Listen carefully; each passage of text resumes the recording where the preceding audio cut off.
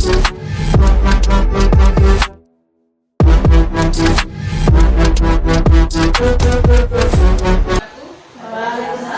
warahmatullahi wabarakatuh.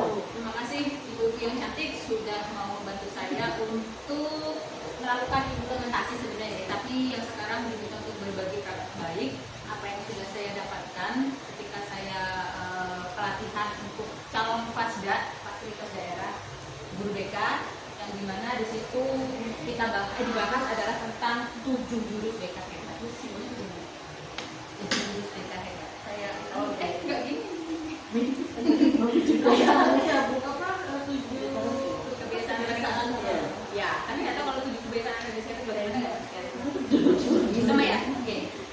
Di praktik baik ini saya cuma memberikan sekilas-kilas saja 7 jurus itu apa saja, yang tapi di sana kita memang dibutuhkan untuk guru BK dan guru-guru makal dan juga nanti guru SD, karena memang kita tahu bahwa sekarang itu Pak Menteri memang menggalakkan semua guru mempunyai kemampuan untuk melakukan layanan BK ke semua siswa, tapi tidak mendalam, karena memang yang mendalam memang sudah ditaruh untuk yang khusus untuk yang BK seperti itu. Tapi memang semua harus bisa memberikan layanan atau memberikan kayak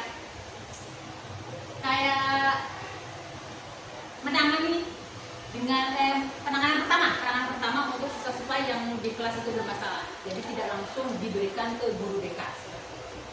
Ini ada 7 jurus BK hebat, judulnya 7 jurus BK hebat. Oke. Apa sih 7 jurus BK hebat itu? Ada kenali potensi, kemudian kelola emosi, tumbuhkan resiliensi, kemudian jaga konsistensi, jalin koneksi, membangun kolaborasi, dan menatasi situasi. 7. Dan ini semua ada modulnya. Nanti kalau misalkan itu saya share, tapi tidak saya share di grup besar. Selanjutnya, yang pertama adalah jurus pertama, kenali potensi. Tujuan pembelajaran ini guru BK dan guru non BK mampu membantu murid mengeksplorasi potensi, minat, dan bakat melalui teknik asesmen pendidikan. Jadi kalau biasanya sebelumnya itu kita pernah belajar tentang gaya belajar ya, di situ ada. Nah kita dulu tentang kecerdasan majemuk dulu. Kecerdasan majemuk atau multiple intelligence, begitu bacanya Bu Kida.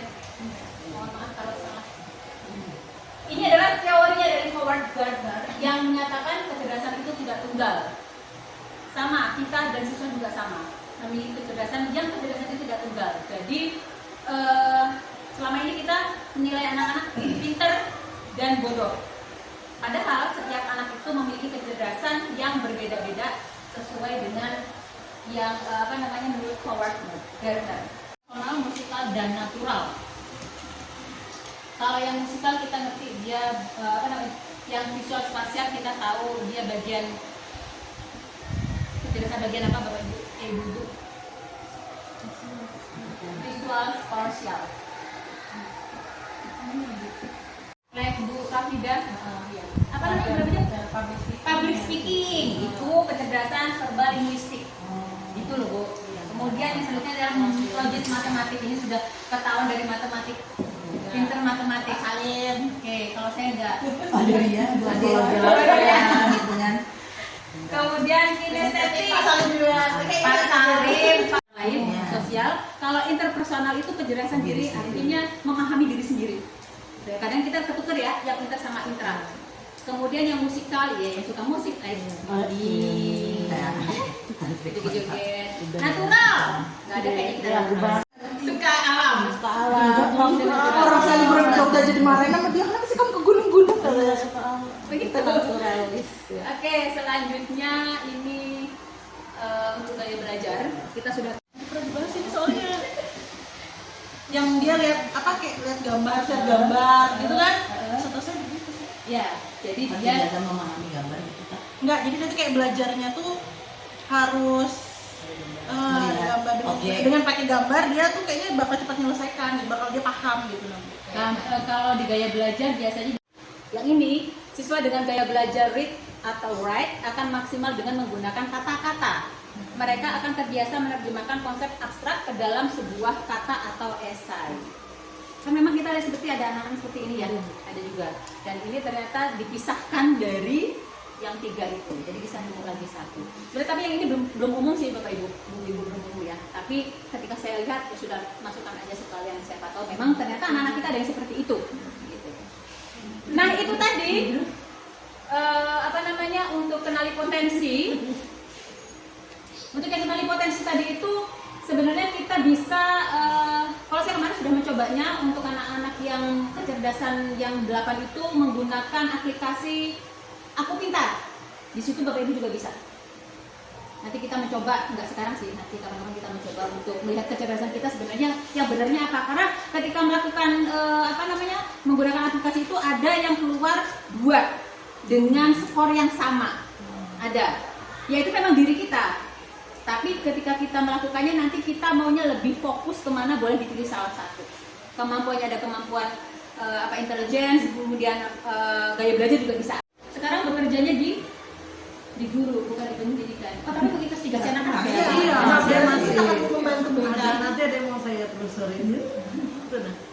Kemudian artistik, hanya artistik, dia pencipta, orang yang memiliki kemampuan artistik, inovatif atau kreatif, suka bekerja dalam situasi tidak terstruktur, mengajar, melatih dan seterusnya.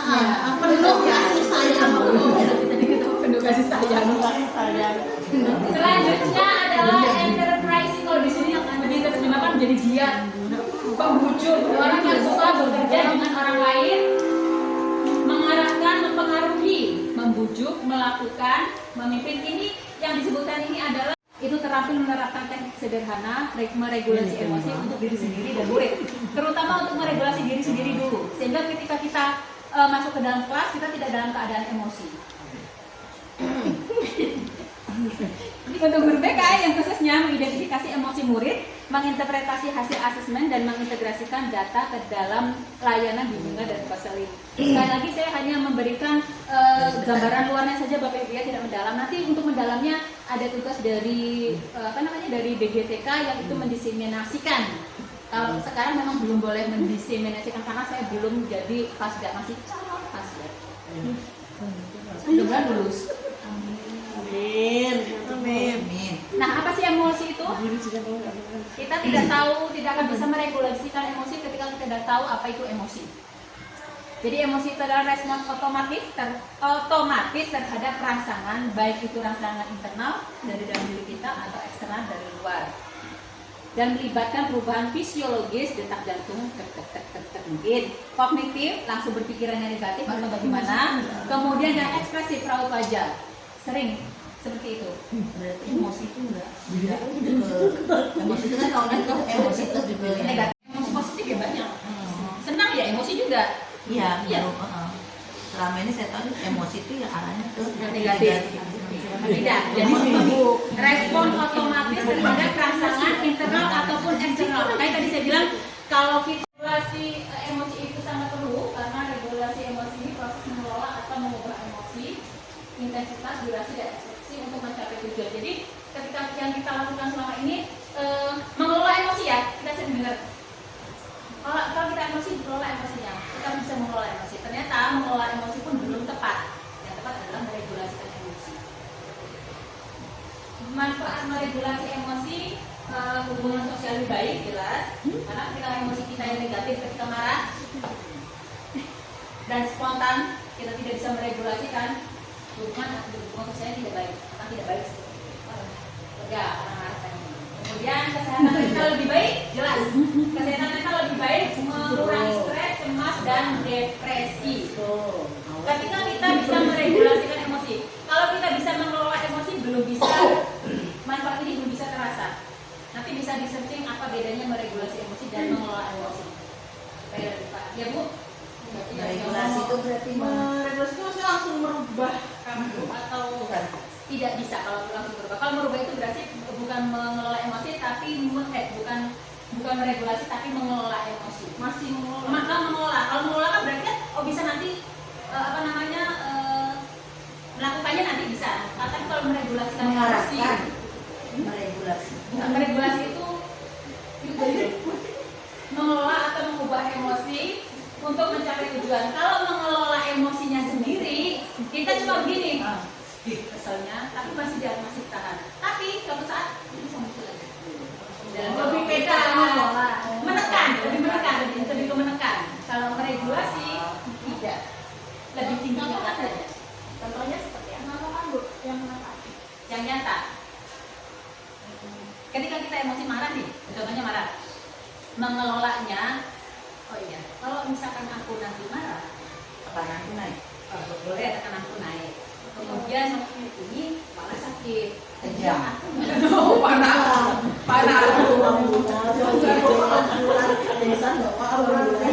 Iya. Lebih kita untuk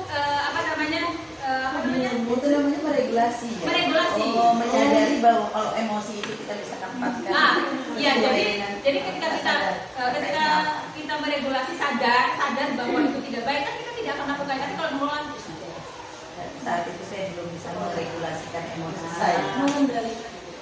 ya bisa mengendalikan. Tapi kalau mengendalikan pun nanti ketika ada pemicunya itu akan terjadi lagi. Jadi kita meregulasikan, mengikhlaskan. Iya.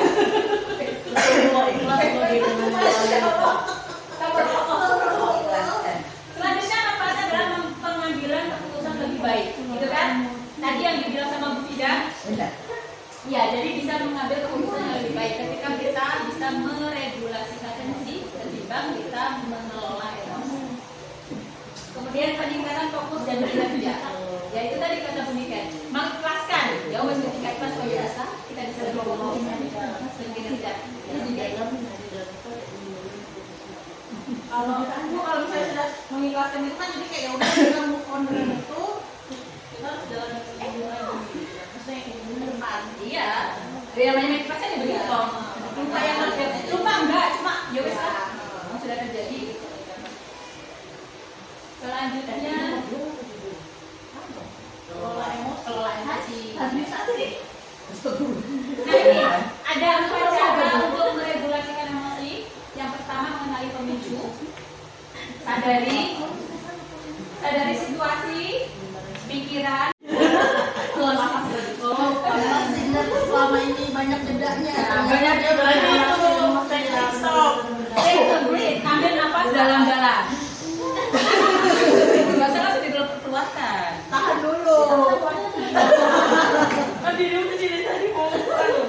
Kemudian amati apa yang dirasakan, yang dipikirkan, terus emosi dan tubuh yang tadi fisiologisnya tadi itu apa namanya perubahannya. Gitu kan kadang kalau kita pas emosi badan deg-degan, baru rasanya badannya panas gitu kan? Iya. Itu kan badannya panas. Baru rasanya kayak berada di Badan panas, keringat keluar, yang keringat di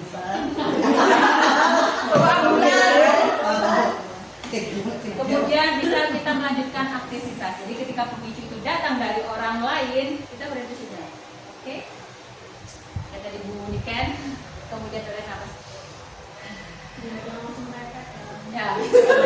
Masya Allah ya siap dulu ya Allah. Masya Allah. Oke. Ini teknik stop. Kemudian ada teknik 478. Tarik nafas melalui hidung 4 hitungan. Tahan nafas 7 hitungan. Kemudian hembuskan nafas perlahan melalui mulut 4 hitungan. Ini coba kita jangan dari bawah.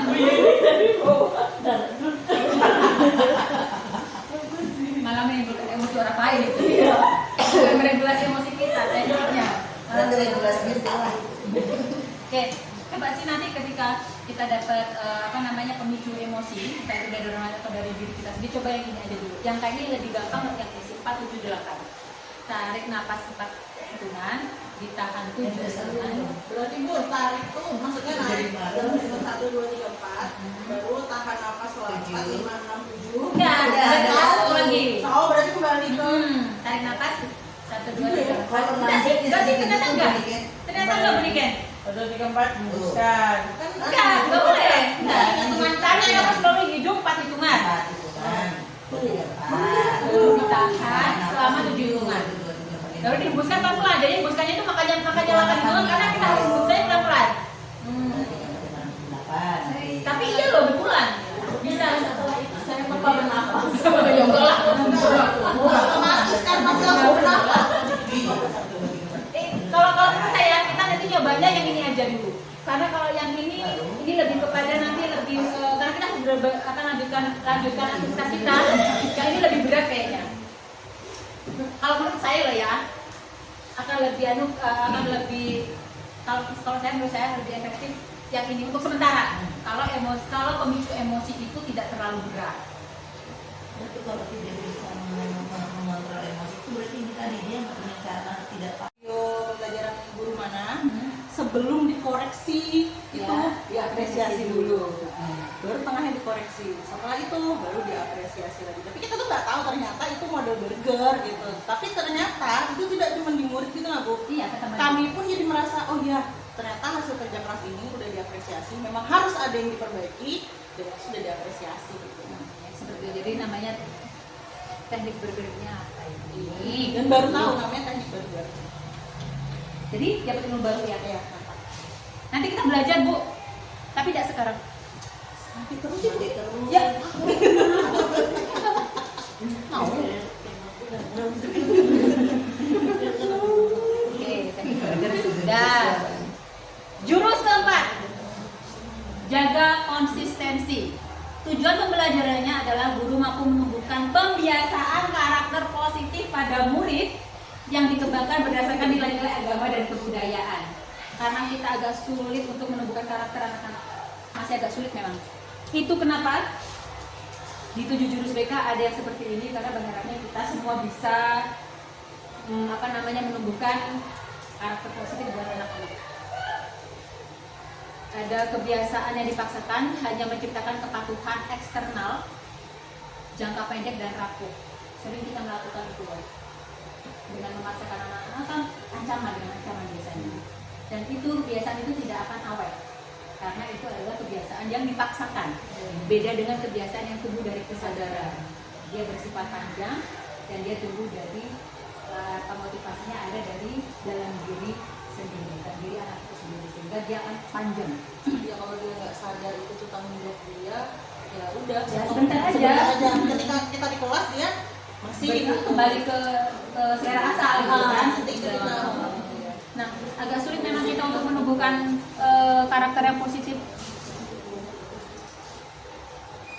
Ini adalah kesadaran vs paksaan. Bu, kalau kita lihat hati-hati jangan lihat kiri, tiba-tiba langsung lihat kiri apa enggak? So dibilangin loh, hati-hati jangan lihat kiri. iya, Ya, malah iya, lihat karena Iya, penasaran. jangan mampir. Ini sebelah kiri kan seperti itu. Sadar kan itu ya. Terus ada paksaan kamu dia kan dia memaksanya nggak usah lihat kiri, kok kita nggak lihat kiri? Ya kenapa ya Bu? Dan itu mayoritas kita semua begitu Bu. Diharapkannya anak-anak seperti itu. Dan kita juga sih kesadarannya seperti itu. Jadi menumbuhkan karakter positifnya dengan sadar, sehingga nggak perlu diperintah pun kita sudah refleks gitu kan. Harapannya seperti itu. Untuk kalau yang ditanyakan Bu Rika nanti kita akan komunikasi lebih lanjut lagi. Ini pembiasaan berbasis kesadaran dari dalam diri kita sendiri, motivasi dalam diri kita sendiri, kemudian menumbuhkan rasa tanggung jawab dari kita. Itu makanya nanti kebiasaan itu menjadi lebih lama dibanding dengan yang disiplin biasa. Selanjutnya jurus kelima. Jurus kelima adalah jalin koneksi dengan komunikasi empatik. Tujuannya, guru BK dan MBK mampu menjalin koneksi dan melakukan komunikasi empatik untuk memberikan dukungan awal kepada peserta didik. Komunikasi empatik itu apa? Ada yang tahu Bapak Ibu? Ibu-ibu? Tidak. Komunikasi empatik itu apa? Bu Siti?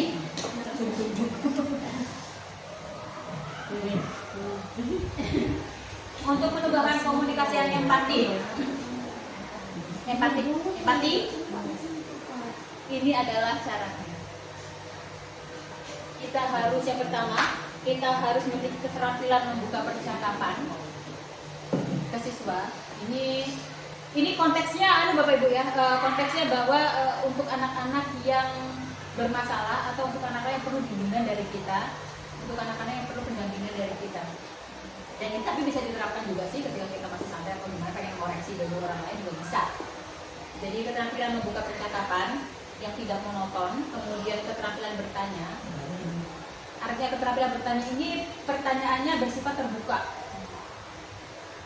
Terbuka maksudnya ketika si responden ini menjawab bukan hanya ya tidak, tapi lebih panjang jawabannya. Jadi kita perlu keterampilan seperti itu. Selanjutnya adalah keterampilan merespon. Respon kita bukan hanya oh,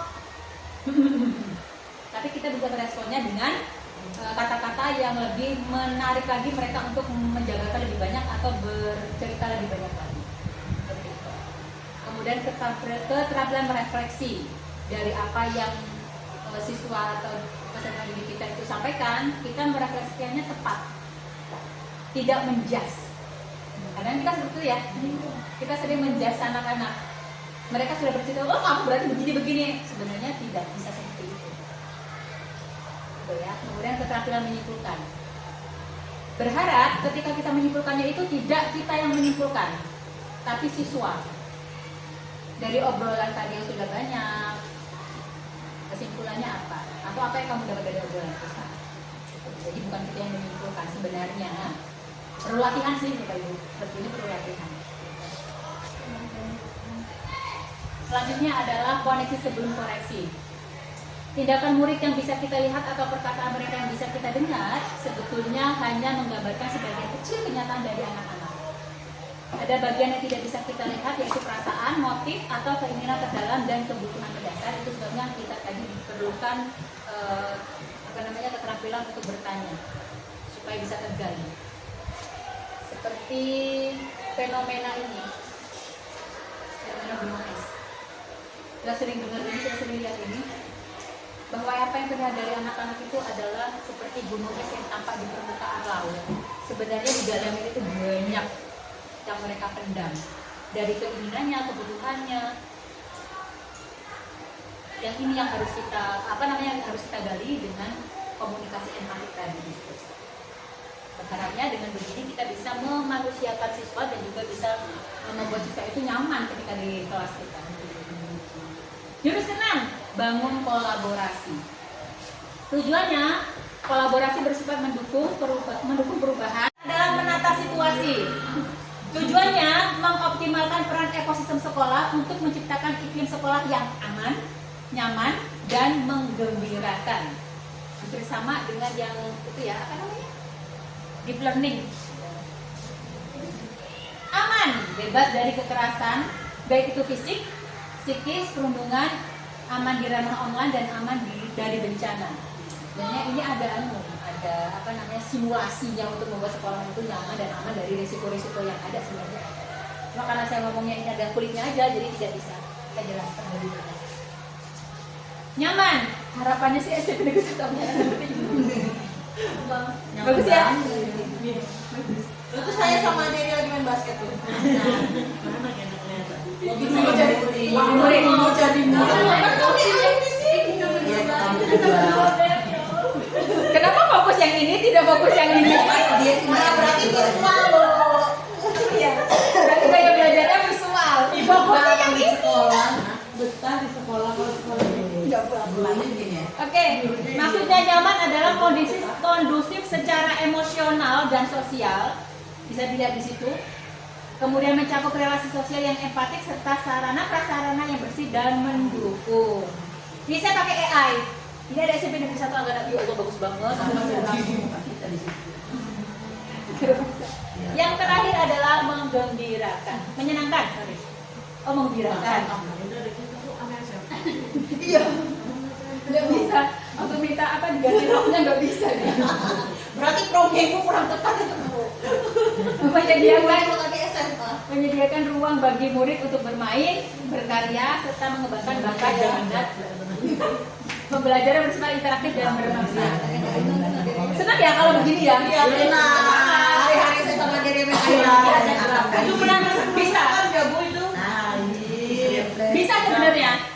Bisa. Asal karakter anak kita sudah positif semua. Iya. Ya kan? Itu yang dari. Iya. Sebenarnya nggak sulit kalau kita bisa kerjasama sih. Tapi apakah keluarga juga mempengaruhi. Mempengaruhi dong. Makanya tadi kan kolaborasinya ada orang tua, masyarakat. Terus sekolahnya kan kategorinya belum nyaman gitu ya. Iya, kalau sekarang belum nyaman kita. Iya, ada rasa ayam pula. Kalau misalnya Iya. fasilitas sudah dibagusin, contohnya misalnya kayak bikin P5 kemarin, tapi sore ada anak-anak yang keluar dari Iya, sekolah masuk. belum aman. Kita nggak boleh besok sosialisasi sekolah sehat. Kalau saya ditanya sekolahnya kayak mana ya, saya jelaskan. Berarti kesimpulannya sekolah kita belum aman, belum nyaman, dan belum menggembirakan. PR. Oke, Ibu. Sudah sampai ke slide terakhir. Itu terampil menerapkan teknik sederhana meregulasi emosi untuk diri sendiri dan murid, terutama untuk meregulasi diri sendiri dulu, sehingga ketika kita masuk ke dalam kelas kita tidak dalam keadaan emosi. Untuk guru BK yang khususnya mengidentifikasi emosi murid, menginterpretasi hasil asesmen dan mengintegrasikan data ke dalam layanan bimbingan dan konseling. Sekali lagi saya hanya memberikan gambaran luarnya saja Bapak Ibu ya, tidak mendalam. Nanti untuk mendalamnya ada tugas dari dari BGTK yang itu mendiseminasikan. Kalau sekarang memang belum boleh mendiseminasikan karena saya belum jadi fasda, masih calon fasda. Mudah-mudahan lulus. Amin. Nah, apa sih emosi itu? Kita tidak tahu, tidak akan bisa meregulasikan emosi ketika kita tidak tahu apa itu emosi. Jadi emosi itu adalah respons otomatis terhadap rangsangan, baik itu rangsangan internal dari dalam diri kita atau eksternal dari luar. Dan melibatkan perubahan fisiologis, detak jantung, mungkin kognitif, langsung berpikirannya negatif atau bagaimana. Kemudian yang ekspresif, raut wajah, sering seperti itu. Berarti emosi itu enggak emosi itu kan kalau emosi itu juga Negatif.